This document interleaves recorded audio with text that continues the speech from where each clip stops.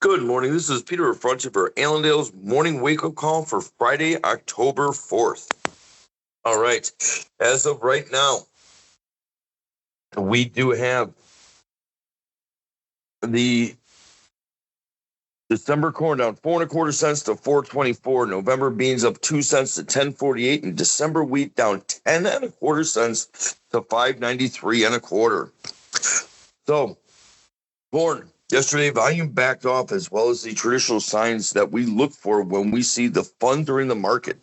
So this did slow down yesterday, fund buying, which meant the market did ease itself, most likely from the normal harvest pressure we tend to see this time of year.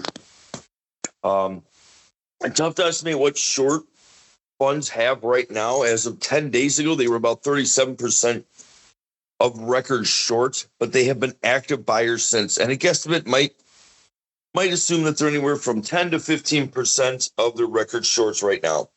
Exports were positive yesterday, outside of expectations, which is great. But on the other hand, we're still down 6% from last year. USDA's estimate is plus 5%. So something we need to catch up on is exports. The U.S. for the next 90 days is better priced than Brazil. So that might help us catch up here a little bit. All that being said, general support in beans leading into the October 11th report should be seen. This is because the quarterly grain stocks was seen as so friendly due to an 83 million bushel lower than expected quarterly stocks report. Yesterday in beans, exports were right within range at 1.445 million. USDA's estimate for exports is down 5% compared to last year, but right now the beans are down 22% compared to last year. So there is still some work to be done. Now, over the next 2 months, the United States is priced better than Brazil in beans. So this could help us get up to where we need to. Especially going into the next report. We'll see if the USDA does change the export number, maybe to lower it a little bit or leave it and see how exports do go. Fund buying slowed yesterday, also in the beans. That allowed for the easing of the bean market. South American weather is still showing rains in Argentina and Brazil for the next 10 days. So look out for that, pressuring the market here a bit, especially with corn and beans. If we do not have the funds in here covering the shorts, meaning buying back their short positions, then the harvest pressure should hold these markets back. Wheat exports yesterday were moderate at 444,000. USDA's estimate on the year is 2 below last, and right now we're currently even with last year. So we're doing fairly well with the wheat exports. Now, something we need to watch here is we have Russia, Ukraine, and Australia that are seeing some global weather concerns. That has helped bounce the wheat here.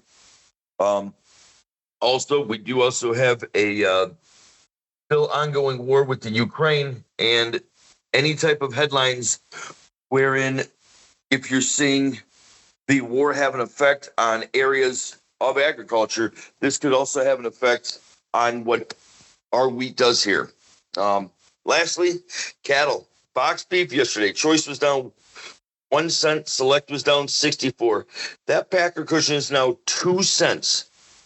So there was some talk yesterday, some regional packers bidding as high as 180, but they were only regionals and nothing majors. The majors are still bidding 186.50 in Nebraska, which is steady. So something we need to watch there. Also, are we seeing the funds come in here to the cattle market also with the first of the month here? Well, looks like the first couple of days of the month, they have been buyers. So we'll see if this continues or if the packer cushion and the box beef numbers end up pulling things back. So We've got a lot of excitement in this cattle market. Everybody's really bulled up here.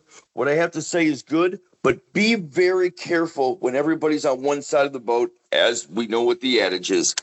So any questions whatsoever, please feel free to call into 1-800-2-MARKETS. This is Peter Affronti for Allendale's Morning Wake Up Call for Friday, October 4th.